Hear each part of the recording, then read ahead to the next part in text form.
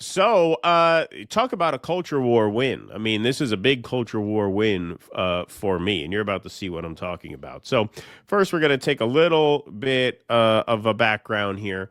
Remember this. This was back in April of this year. Stop Anti-Semitism is calling on Attorney General Pam Bondi to investigate if Miss Rachel is being funded by a foreign party to push anti-Israel propaganda to skew public opinion. Since 10/7, Miss Rachel has transformed into an amplifier of Hamas propaganda, broadcasting to 20 million followers across her platforms for doing essentially what we saw in the last segment, just, singing prayers to stop harming children. That got her on Stop Anti-Semitism's radar.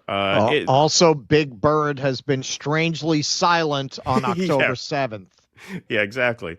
Exactly. That did not deter her, though. She kept doing the kinds of things that she had always been doing. And, the backlash got to a point where she felt the need to specifically call out some of these haters who tried to make her life miserable. So here she is at the end of May posting a response to a lot of these disgusting creeps who tried to get her canceled, if not investigated by the Department of Justice over, I wouldn't even say activism, over pro-Palestinian child advocacy. So here she is, be ashamed of your anti-Palestinian racism. This is May of this year.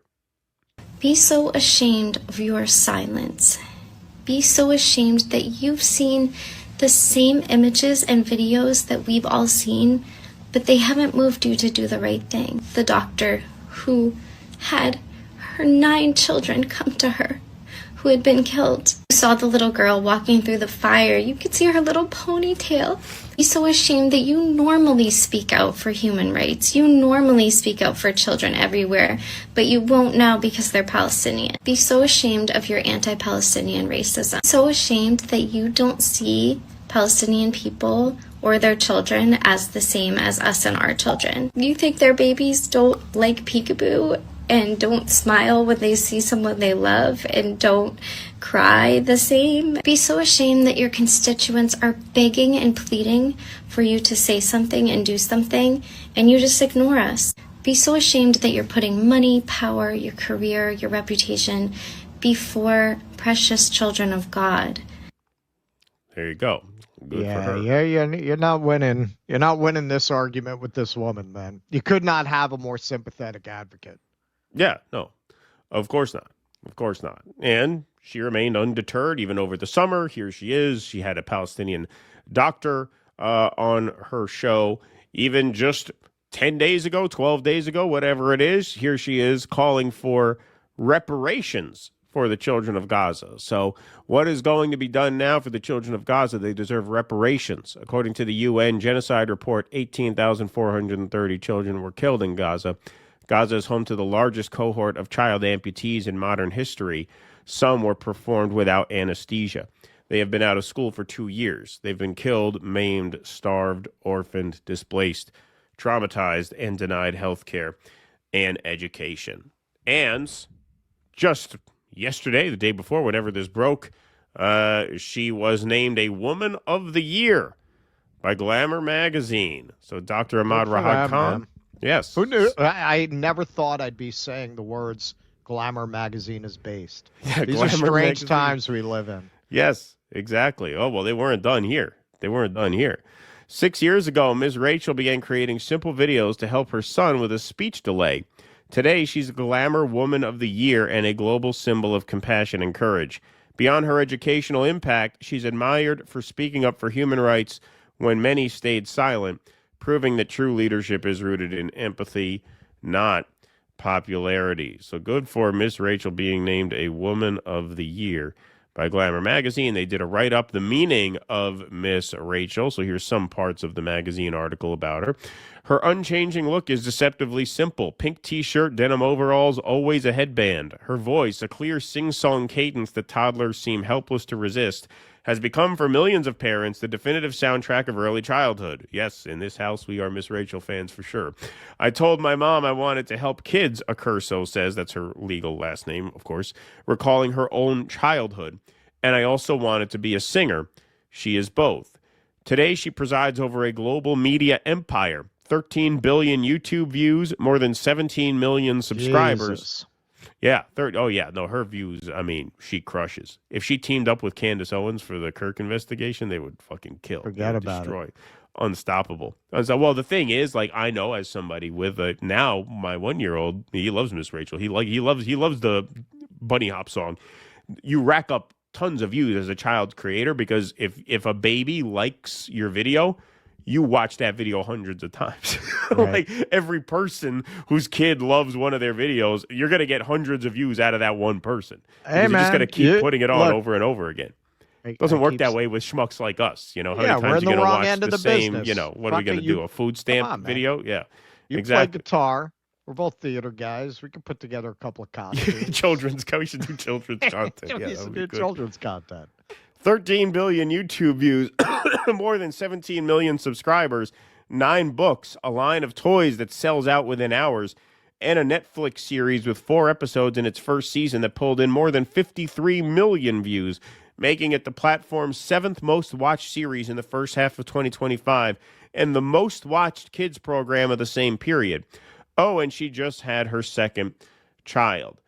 And then there's the other side of Miss Rachel, the advocate. She's spoken openly about postpartum depression. She's brushed off conservative backlash for posting a Pride Month message to her followers. And most recently, she's become one of the loudest American voices for the children in Gaza, fundraising, posting, and bringing Rahaf, a 3-year-old double amputee, onto her show. Admirers from UNICEF leaders to Hollywood actors have praised her for saying what many politicians won't. Critics, meanwhile, accuse her of politicizing childhood. Yeah, she doesn't flinch. I just have to remind myself that kids' lives are more important than my reputation, she tells me. So then they interviewed her and they asked her about her experience being an advocate for the children of Gaza. And she says, my love and care for children doesn't stop at my own children. It doesn't stop at the children in our country. It embraces every child of the world. And I don't think that our love should end at religion or skin color or where people are born. I think that's not what's right in my soul. And it's very natural to me to see children. I see my own children. And when I see children suffering anywhere, I just think about what if that was my child. I put myself in people's shoes and I just do what I would want another person to do for me. Children should have human rights and children do have human rights. To me, that grown-ups are failing children and not following those guidelines. It's so upsetting. Yes, hear, hear. But Glamour was not done. Glamour was not done. That was only the first based Rachel that they bestowed this precious honor of Woman of the Year on. Who else wins Woman of the Year? This is what I'm telling you, man. I am just tired of winning. I mean, now the culture has really come to me because, we watch Miss Rachel in my house, and I am one of the staunchest advocates for Rachel Zegler that you will ever find, going back to the first segment we did about her, where I said, I got a good feeling about this one. And yeah, here she is, Rachel Zegler, not to be outdone. Woman of the Year by Glamour magazine as well. Boom. Put that in your pipe and smoke it.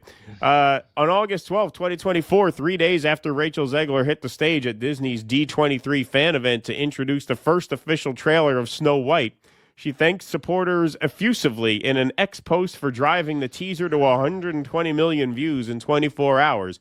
1 minute later, she added an afterthought in the same thread, and always remember, free Palestine, to which the incel community responded with outrage. Here's Asmon Gold giving her shit for that.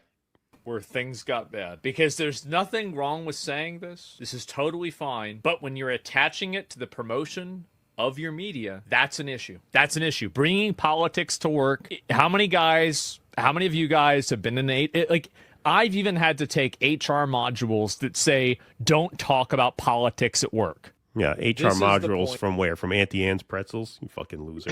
And your fucking loser audience. So him notwithstanding. Well, look, man. I mean, there's a side of this that you're not covering. I understand Gary from Nerdrotic is cousins with the editor over there. Yeah. And he's hurting for content right now. Oh, they're going to get a lot out of this. They're going to get a lot out of this. They were really ringing that some obscure college in Scotland, I think, is doing a deconstruction of Lord of the Rings as a class offering. They've been trying to wring every last drop out of that for like 2 weeks. So this is like Christmas for them. Yeah. Oh yeah. Oh yeah. This really came through big. Glamour magazine really came through for them in this situation. Here's Rachel Zegler at the stage door of her musical Evita, being thanked by a fan for advocating for Palestine. Guys, we got time. And thank you so much for speaking up about Palestine. It is one of the most important things in the world, if not the most. Thank you so much. Guys, that's enough now, I'm afraid. There you go. Total validation for me. Hey, the New York Post tried to gin up outrage about this, but it didn't exactly work. Anti-Israel actress Rachel Zegler and YouTuber Ms. Rachel named Glamour magazine's Women of the Year. That's right. They tried to gin up outrage over this, but it mostly fell flat. Glamour magazine's latest Women of the Year include a pair of Rachels, both of them with a trail of controversies over the Israel-Hamas war. Actress Rachel Zegler and children's YouTuber Ms. Rachel were added to the magazine's annual list of high-achieving women Monday, joining actress Demi Moore and singer Tyla for this year's award so far. So to be clear, they're not the only honorees, but they were named at the same time. Both had explosive years, with 24-year-old Zegler becoming a household name after spouting off a string of tone-deaf hot takes while promoting the releases of Disney's live-action theatrical bomb, Snow White, and then going on to star in the hit musical Evita. Well, they weren't that tone-deaf. They got Glamour magazine's attention. Miss Rachel, a 42-year-old mom whose real name is Rachel Griffin Accurso, meanwhile, continued to amass a commanding following on YouTube, where her educational children's videos have been watched more than 10 billion times. But the pair have also been dogged by controversy in the last year after both became outspoken about the Israel-Hamas war. Zegler infamously caused chaos for Disney after she posted "And Always Remember Free Palestine" shortly after the Snow White trailer first dropped. Later reports claim that she and her Israeli co-star Gal Gadot were butting heads over the conflict. The Anti-Defamation League notes that the seemingly benign rallying cry has at times been used to intimidate and attack Jews and Jewish institutions and to justify violence committed against Jews globally. I love this next piece.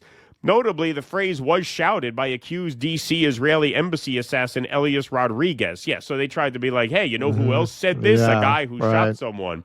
You know who else said that? Hitler. Hitler, yeah, exactly. And just to see how ridiculous this is, I just have to screenshot right underneath these two paragraphs. You got a picture of her with the cartoon dinosaurs. Like, this is really, these are the people you're trying to gin up a hate mob against. Fucking Snow White and a children's creator in overalls. They're slipping. They're slipping, folks. They don't have it. Gregory Leosi, artistic director of the Hackensack Performing Arts Center, who directed Zegler in several productions at Immaculate Conception High School in Lodi, defended his now famous protege. So they actually went to people in Zegler's school. I didn't know that either. I didn't know Immaculate Conception High School was a thing. It's a funny name for a high school for sure. But it's so funny how, like, the New York Post actually dug into her past to try and get sex people. capital of New Jersey. Yeah, right, exactly. Yeah, exactly. They actually dug into her past to try and get people to talk shit about her. Like, why would the Post reach out to her high school theater director? Yeah, she always seemed like a Jew hater to me. Yeah, there's always something off about her. Everybody's going to have an opinion, and I will never fault anyone for having one, he told the Post. Damn, didn't work. But Zegler's commentary on the Israeli-Hamas war and general unpleasant demeanor on the promotion trail could have cost Disney a boatload of money. Jonah Platt, son of Snow White producer Mark Platt, went so far as to say Zegler's anti-Israel social media posting clearly hurt the film's box office in a since-deleted Instagram comment.